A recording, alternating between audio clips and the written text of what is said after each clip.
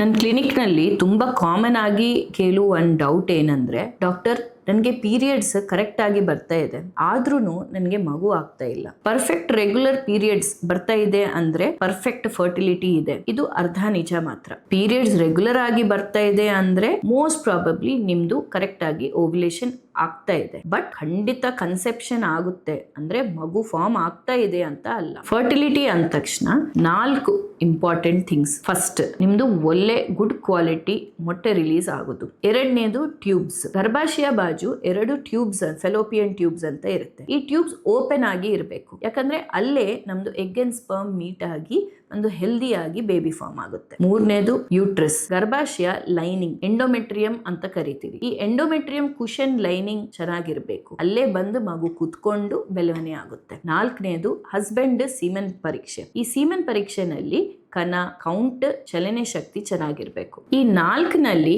ಯಾವ್ದಾದ್ರು ಒಂದರಲ್ಲಿ ತೊಂದರೆ ಇದೆ ಅಂದ್ರೆ ನಮ್ಗೆ ಪ್ರೆಗ್ನೆನ್ಸಿ ಆಗಕ್ಕೆ ಕಷ್ಟ ಆಗುತ್ತೆ. ಒಂದ್ಸಲ ತುಂಬಾ ಜಾಸ್ತಿ ಸ್ಟ್ರೆಸ್ ಇದ್ರೆ, ಇಲ್ಲ ಥೈರಾಯ್ಡ್ ಸಮಸ್ಯೆ, ಪ್ರೊಲ್ಯಾಕ್ಟಿನ್ ಅನ್ನೋ ಹಾರ್ಮೋನ್ ತುಂಬಾ ಜಾಸ್ತಿ ಇದ್ರೆ, ಇಲ್ಲ ಮೆಡಿಕಲ್ ಕಂಡೀಷನ್ಸ್ PCOD, ಎಂಡೋಮೆಟ್ರಿಯೋಸಿಸ್ ಅನ್ನೋ ಸಮಸ್ಯೆ ಇದ್ರೂನು ಪ್ರೆಗ್ನೆನ್ಸಿ ಆಗಕ್ಕೆ ತುಂಬಾ ಕಷ್ಟ ಆಗ್ಬೋದು. ಅದಕ್ಕೋಸ್ಕರ ಮಗು ಆಗ್ತಾ ಇಲ್ಲ ಅಂದ ತಕ್ಷಣ ಫರ್ಟಿಲಿಟಿ ಡಾಕ್ಟರ್ನ ಕನ್ಸಲ್ಟ್ ಮಾಡಿಬಿಟ್ಟು ಸಿಂಪಲ್ ಫರ್ಟಿಲಿಟಿ ಟೆಸ್ಟ್ ನ ಮಾಡಿಸ್ಕೋಬೇಕು. ಸೊ ದಟ್ ಪ್ರಾಬ್ಲಮ್ ಎಲ್ಲಿದೆ ಅಂತ ಗೊತ್ತಾಗ್ಬಿಟ್ಟು ಅದರ ಪ್ರಕಾರ ನಿಮ್ಗೆ ಟ್ರೀಟ್ಮೆಂಟ್ ಅನ್ನೋದು ಕೊಡ್ತಾರೆ. ರೆಗ್ಯುಲರ್ ಸೈಕಲ್ಸ್ ಬರ್ತಾ ಇದೆ ಅಂದ್ರೆ ವೆರಿ ಗುಡ್, ಬಟ್ ಅದು ಒಂದೇ ಸಾಕಾಗಲ್ಲ.